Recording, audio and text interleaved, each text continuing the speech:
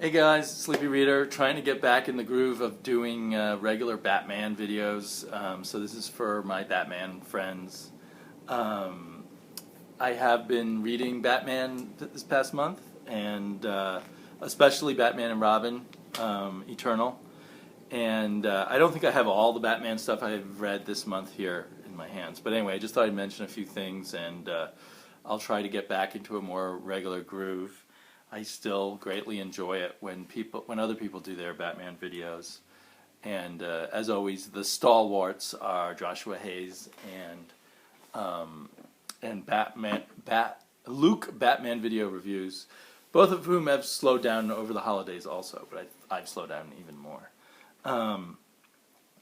But I have been loving Batman mostly because of Batman and Robin Eternal.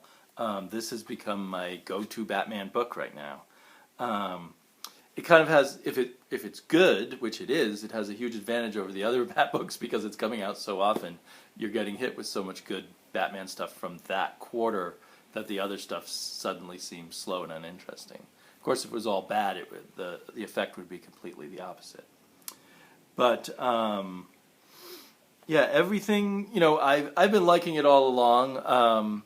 But I'm getting way more confident in it. It's past the halfway mark now, so it feels like maybe they can go to the home stretch and knock it out of the park. And all the elements, like the backstory of Batman and Bruce Wayne and Mother in the past, which now involves the Scarecrow a lot, and the different threads about Cassandra Cain and about Dick Grayson, and then the threads about Red Robin and everything, Red Robin and Red Hood and Azrael.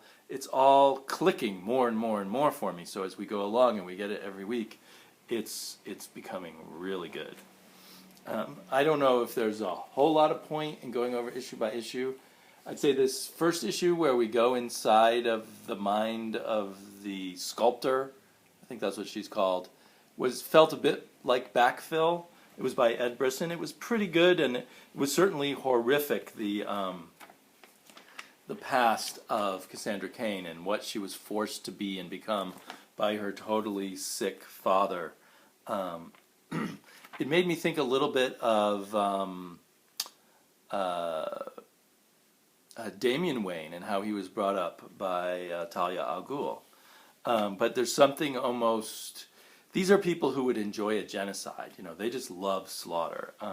So it's just sort of particularly nightmarish. And I'd say the one negative is it made me think a little bit that someone like Mother and the Orphan, they're so awful.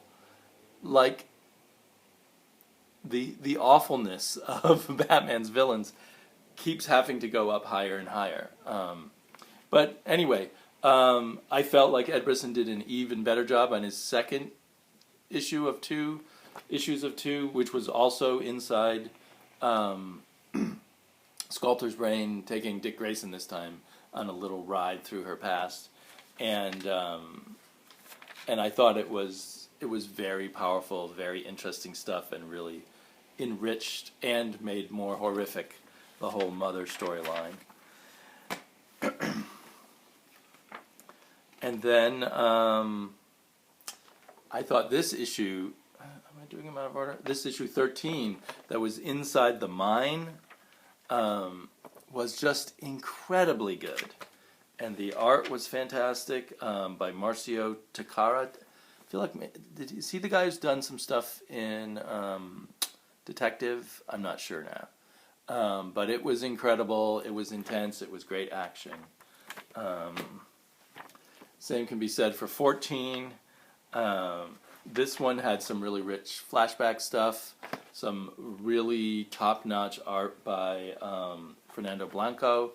Kind of feel like peak work for Fernando Blanco that I've seen. I've liked Fernando Blanco in the past, but he seemed to be taking it up a notch. Also, all the colorists are doing a great job. I don't think it's the same colorist every issue. I really liked the development with the Scarecrow. I feel like this is one of the best Scarecrows I've seen in quite a while. Sometimes he just seems like a creepy villain who shows up for a little while to spray his scare gas around and get beaten up. But here he's used really effectively, and there's some really nice twists there. And then I really liked this Azrael issue, which had the potential of derailing, because it's a bit of a side story, although I guess it's all going to tie back into Mother, but with the Saint Dumas and Azrael. But it was done so well. It did have a big contrivance in it. You had to buy the fact that Saint Dumas would fall for Red Robin's trick. But once you buy that, it was all the other details were handled really well. It just click, click, click. The action really clicked. The cliffhanger has tying into Red Hood's history has me really wanting more. So it's just amazing. If you get a good weekly, it's amazing how good an experience that is. I kind of blamed Tinian for a lot of the faults of Batman Eternal, but I'm now like totally crediting Tinian, assuming he's the main mastermind of how well Batman and Robin Eternal is doing. I hope it's selling well enough that they'll have Tinian in charge of another weekly, which I'm shocked to hear myself say that. I feel like Tinian has come of age over the past 4 years as a writer, where at first I felt he partook way too much in cliches and easy way outs and contrivances and such in plots. Now he seemingly, presuming that I'm giving the credit to the right person, has really, maybe taken some of the love of the basic superhero plots and found ways to do it, to make it really intense and really suck you in. It's hard for me to pick on detail. You can get picky about details. There's always something wrong with every issue, but they seem small as everything builds up to me. So yeah, more of a disappointment because the first 4 issues were so good. Issue 5 of Batman Arkham Knight Genesis, which is a mouthful, seemed a little bit coasting and neutral. I mean, stuff happens, and we get kind of more of an image of the Arkham Knight's relationship with Deathstroke, and there's good art. Some really really nasty first page. Nasty in the sense of showing how nasty Gotham and people in Gotham can be. But I just didn't hook into this a whole lot. And it might be because I read the last Arkham Knight Genesis maybe 6 weeks ago or something. I just read this last night. And maybe just my momentum was lost, or maybe the writer's momentum's a bit lost. It does seem like Tomasi, who can be one of my favorite writers, can also at times just hack things out. And it's not just hacked out here, but I almost wonder if his attention has moved off elsewhere by the time he got to issue 5. He put so much into the first 4 issues. But as a whole, I think, assuming issue 6 is good, I think the whole Arkham Knight Genesis will make a great, 6-issue story. I also got, by Tomasi, Detective Comics number 48. I think 47 is the one I skipped. I think that was Robin War involved. I love the adult coloring cover here. I think it's the best of the adult coloring covers I've seen so far, although the Starfire one's pretty good. My daughter has started, we got 2 copies. My daughter started coloring this one, and I am coloring the other copy. We're sitting down and coloring together. We'll see if she has the patience to get all the way through it.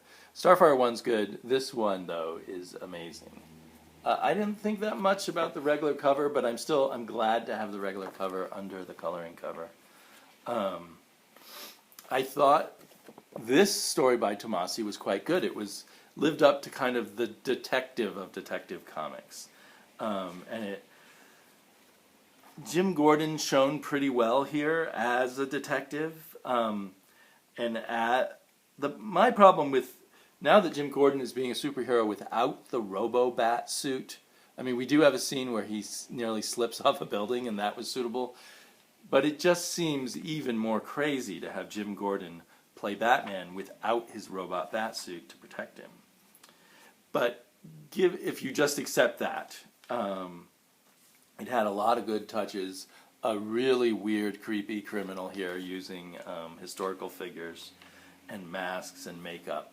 I thought that was very effective. I pray that that Tomasi's being given enough time to tell this story, that he won't suddenly, have to shut down quickly because of some change in the Batman universe.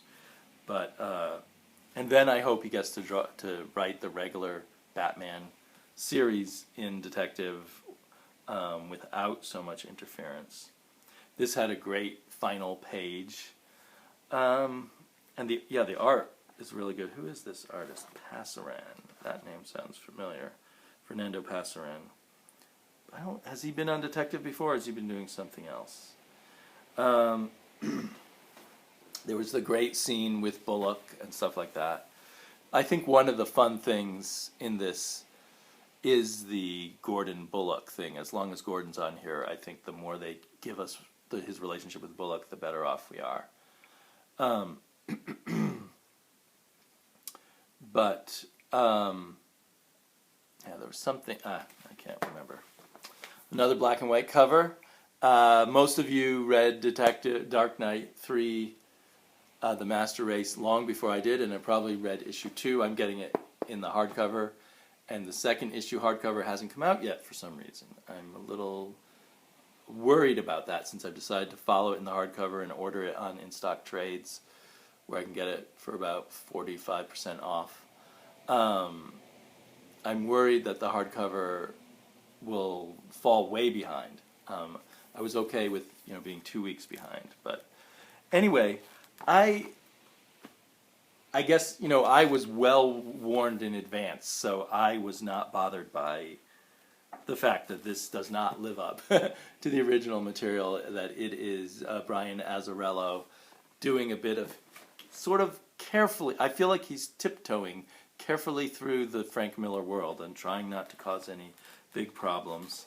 I really did enjoy his Wonder Woman here, carrying the baby on her back. I really enjoyed the daughter of Superman and Wonder Woman and what she's after. So I almost enjoyed those things better than the Gotham parts, although they were done well. But when you come down to it, it was a few fight scenes, a few talking heads in terms of the main plot, talking about what is Batman up to basically, and is Batman really back, and then the reveal on the last 3 pages. And so it felt to me like a very carefully timed out, stretched out story. We've got these points, we're going to have little reveals at the end of each issue probably, just that kind of modern style. But when you compare it to the original Dark Knight and stuff, it lacks the density. You can feel it being stretched out when you think about things. And the same really went for the Frank Miller penciled, Klaus Janson inked section on the Atom. It was interesting, but it was really just all there to just set up the point that something's going to happen next issue or presumably happen next issue with the Atom and Superman's daughter and Wonder Woman's daughter, and Kandor. So, we didn't need all this other stuff. There's pages just sort of spread out, just sort of setting up the Atom. And that doesn't seem like, the kind of exciting edge of creativity kind of writing that Frank Miller once did. And of course he is, again, a co-writer here, but since he's the penciler, one assumes he was more involved. My favorite art of his was the art inked by him here. Looks like I've got a phone call. I'm going to go now. I'll be back next week with more Batman.